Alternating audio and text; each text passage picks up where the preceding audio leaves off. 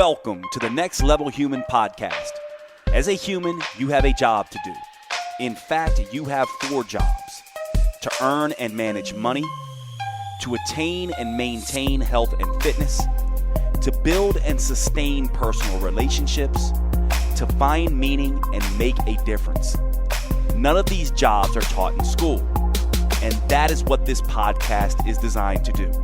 To educate us all on living our most fulfilled lives through the mastery of these 4 jobs. I'm your host, Dr. Jade, Teta, and I believe we are here living this life for 3 reasons and 3 reasons only: to learn, to teach, and to love. In this podcast, I will be learning, teaching, and loving right along with you. I'm grateful to have your company. Here's to our next level.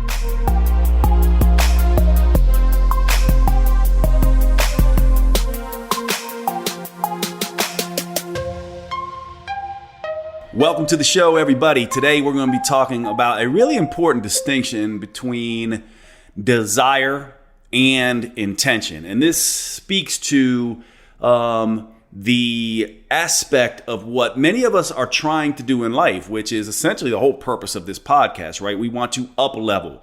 We want to get to our next level.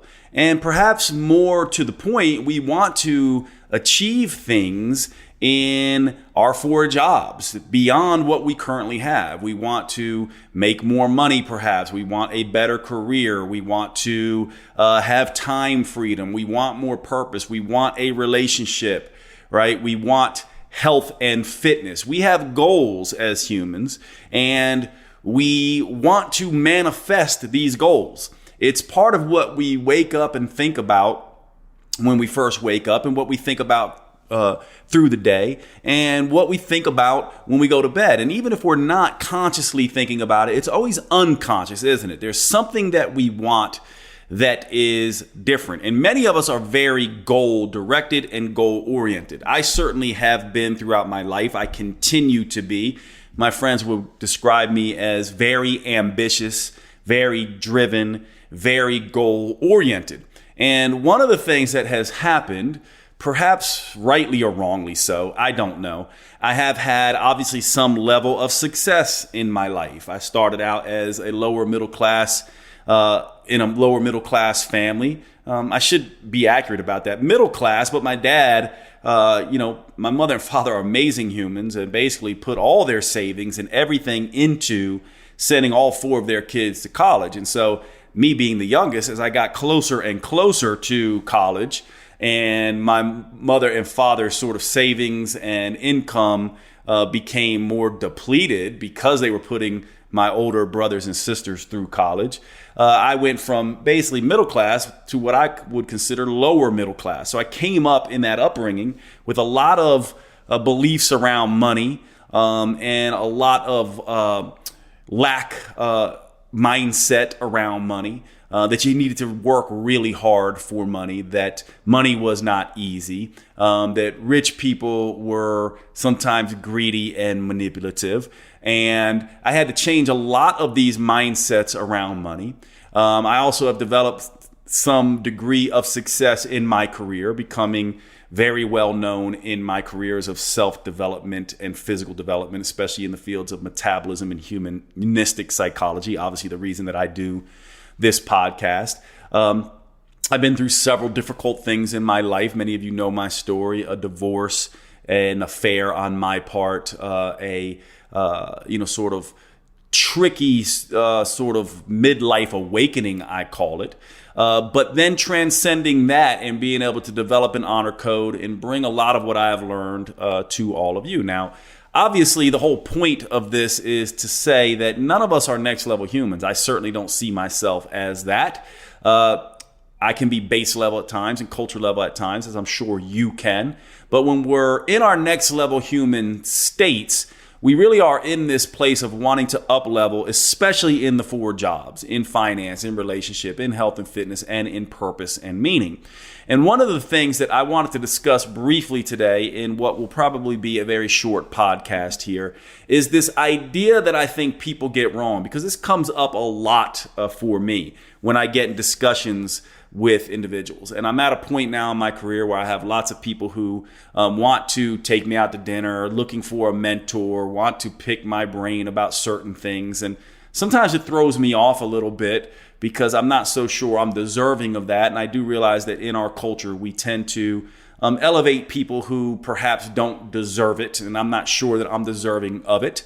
But I do have things to say, and I do study this, and I think about my results, and I also do work with individuals and have helped them get amazing results. And so I have some things to say here, and in one of the things that has come up recently in a conversation with a very good friend of mine who's going through some difficult times and wanting to get to the next level is this idea of how did I do this? What are some of the mindsets around this? And it comes out of reading lots and lots of books like The Secret, books like, any of these books, self-help, self-development books in that genre that give advice on how to get to the next level. And of course, there's no shortage of life coaches and coaches trying to help people get to more money or a better relationship and all of that. Since the internet age, right, a lot of this has come to the fore, and I love it, right? I love that all of us get to share our experiences and help people.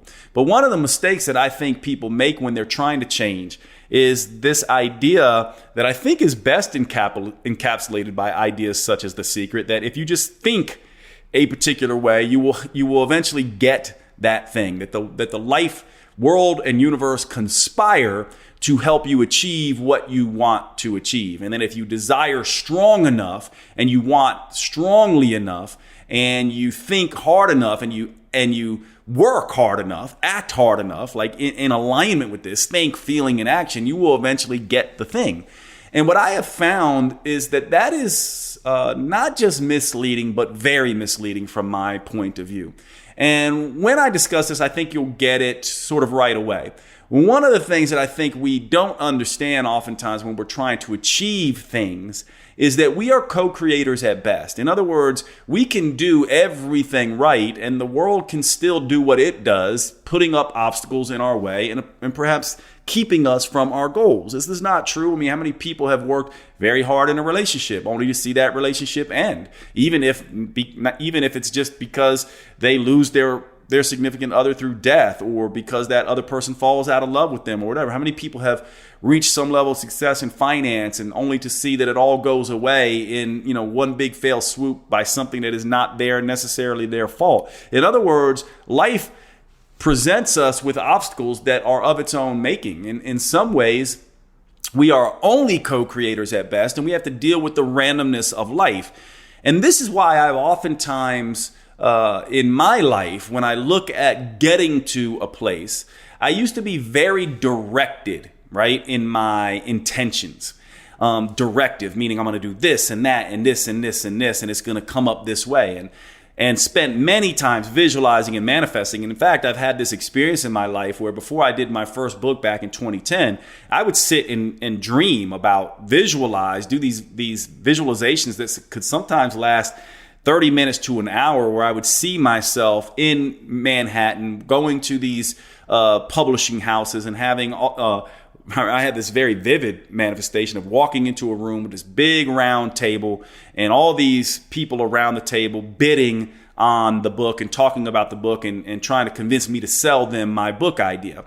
And that thing happened almost exactly as I imagined it. The table was not round. It was a big long table with at least 12 people sitting around it at HarperCollins in New York and then Rodale in New York and some of these places that actually multiple people wanting to buy my book from me. And I had this come to fruition. Now, I also have detailed manifestations and visualizations about that book hitting the New York Times bestseller list and, just going to, sell millions and millions of copies, which never happened and was a very difficult thing for me to accept after having a very real world, tangible example of visualization happening exactly as I had imagined it, and then visualization happening almost the exact opposite of what I imagined it. But in that obstacle, in this idea of the book not doing as well as I thought, it caused me to do things like launch an online program, bring my stuff online, come out of the clinic online, which ended up making me a lot more money than that book ever could have. In other words,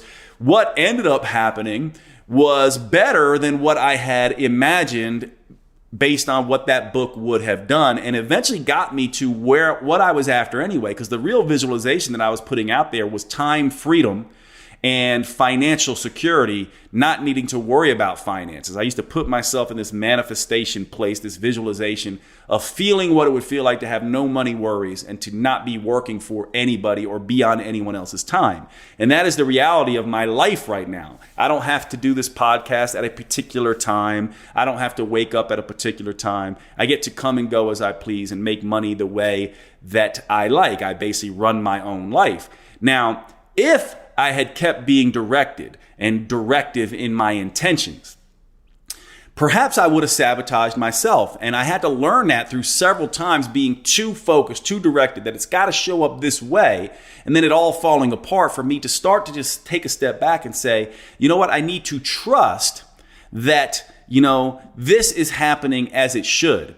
And not in a way that everything happens for a reason, but more in a way of that this has now happened in a different way that I had intended, and I will go with it to see where it leads me. And so this is this idea between directive intention versus collaborative intention.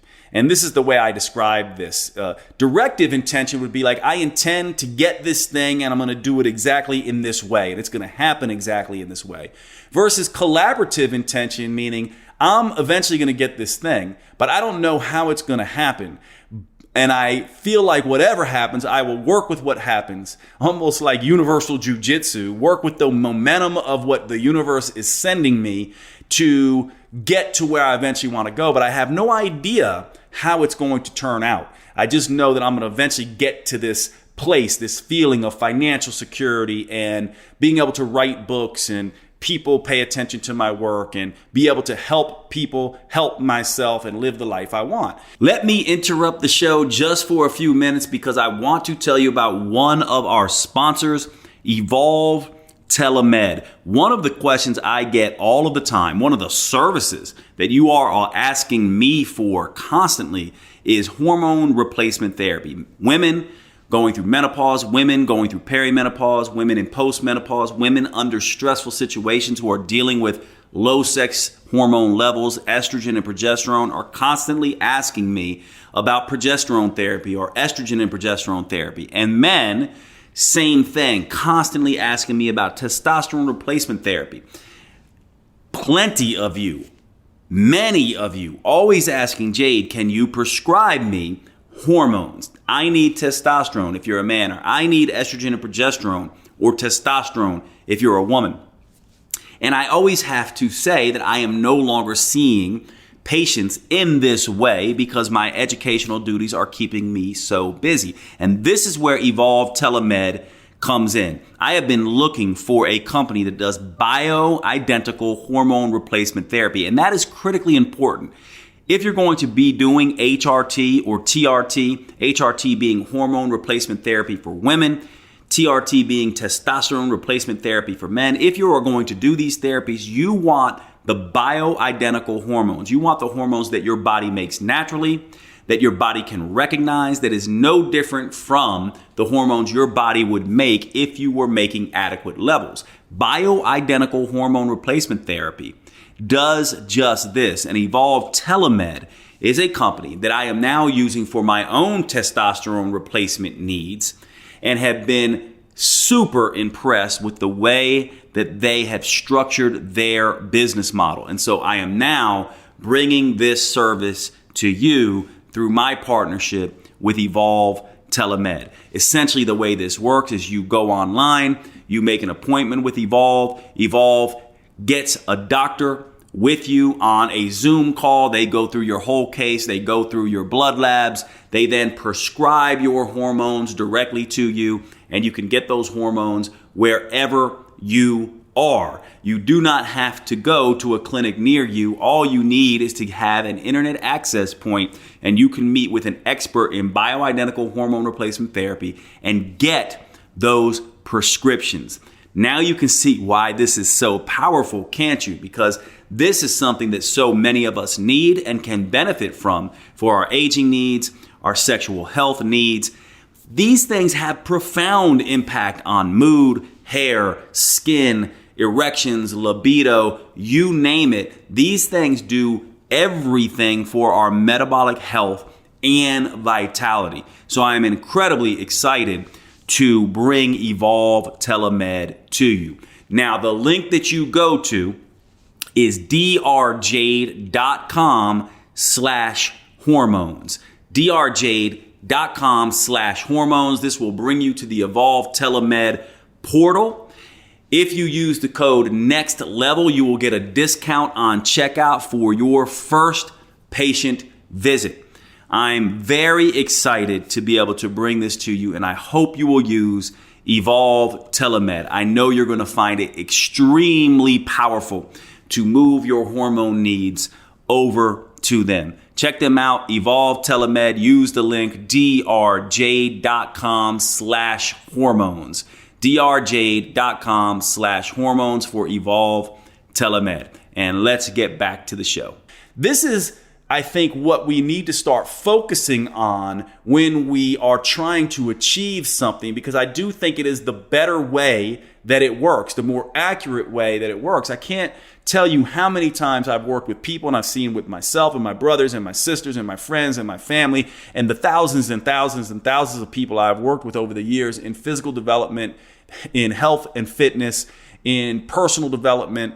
This is the way it always works. Things happen in life that we have no control over, and then we have a choice about how we will use that. And so instead of having this very directive intention, because if we have directive intention, we cannot predict what the world will bring us. However, if we have collaborative intention, right, working with what the world brings us and trusting that we can use anything the world gives us, any pain, any suffering, any obstacle, any challenge to get where we want to go, it's a very different mindset. And to me, this really is the way that you want to begin thinking about things. The way I think about this is I think about this idea of the universal river. And essentially, this river is flowing and it's pushing me in a direction. And it is futile for me to try to row upstream against this direction that the universe is essentially sending me. Now, by the way, I don't know what your beliefs are, but when I talk about this, and it doesn't really matter what your beliefs are, because whatever belief works for you, as long as it doesn't hurt other people, I'm fine with, right? And so, but my belief is not necessarily that the universe is necessarily aware of Jade, cares about Jade, or even has a directive action in this way. I just look at it like the universe has a particular direction and flow that it is going, and I am just one single speck of dust in a sea of dirt, right? And so for me, if I want to get where I want to go, I'm going to follow the flow, right? And this is a very Taoistic principle. Taoism basically talks about staying in the flow. They talk about Wu Wei, or the way, which basically just means no action. I'm going to basically go with the flow. Now, if you can imagine with this collaborative intention, directive intention would be me trying to row upstream, or me fighting against the current, or me doing everything I can to force my will against this flowing river. And eventually, you're not going to be able to row upstream indefinitely, are you? Eventually, that river is going to take you over. Eventually, you are going to lose that battle. However, if instead you lay back in the canoe, let the flow take you, drape your arms over the canoe, let your arms drape into the river, using them almost like rudders to steer you away from or into certain places. So perhaps I see a rock or a boulder and I gently steer myself away from that. Perhaps I see a little eddy, a little place where I can get out of the canoe and take a nap and enjoy the scenery and lay out in the sun. So I see it coming and I gently direct my way to that path. But rather than me saying I'm going to end up at this place, I look out there in the world and go, where is the world seeming to take me based on what I want, and how can I use that to get where I want? And this really is another distinction. Another way to think about this is desire first versus intention. Desire is this aspect that I want this thing so bad and I want to cling to it, and it's very needy energy. And in my mind, needy energy is repulsive.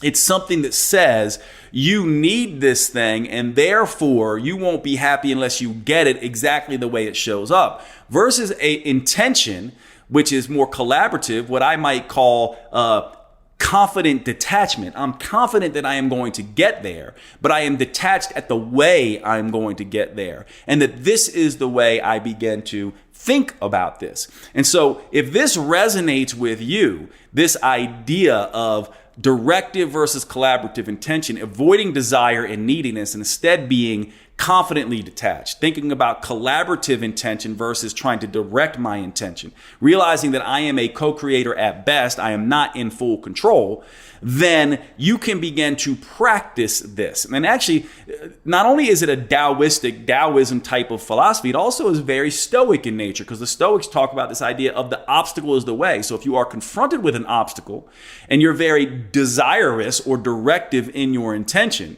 you will beat your head against that wall. You will beat your head against that obstacle. That obstacle will oftentimes overtake you. However, if you're collaborative, you will meet that obstacle and say, interesting. Why are you here? How can I use you? Maybe I'll learn something really interesting by trying to go around you, or trying to figure out how to go over you, or not seeing you as an obstacle at all, but seeing you as a stepping stone to getting something useful that I could not have gotten without this obstacle in my path.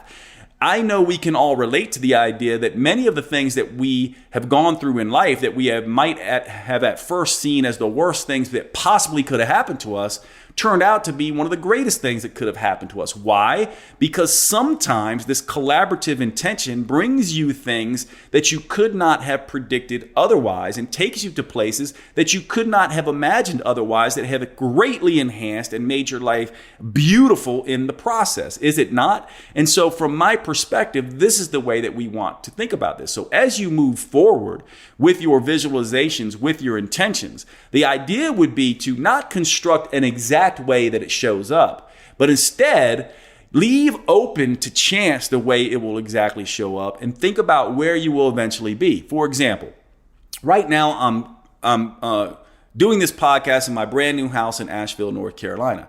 I could not be happier having been here in Asheville. However, if I was directed in my attention, I would have been in a place in Los Angeles right now, perhaps not being nearly as happy, not being as content. But because of life gave me these twists and turns and I went with it, I ended up buying my house here in Asheville and could not be happier with that.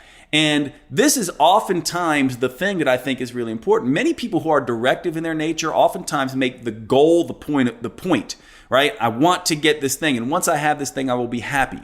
But the fact of the matter is, we don't necessarily know that, do we? And many people who are directed and desirous get addicted to this directive intention and this desirous nature. And so once they have a thing, they don't know what to do with once they get it, because the game ends. But when you are doing collaborative intention, the game never ends, because you always know life's going to bring new things for you. And so you arrive when arrival is no longer the goal. You start to just enjoy the ride down the universal river. You essentially just begin to say, I wonder where this is going to take me, and how I can guide it, and how I can work together with this flow and these obstacles to get me to a place that would be amazing and that I couldn't have predicted otherwise. And this is a very interesting way of looking at the world from my point of view, and the way that it actually works. Now, I've done a whole episode in this podcast on confident detachment as it refers to romance.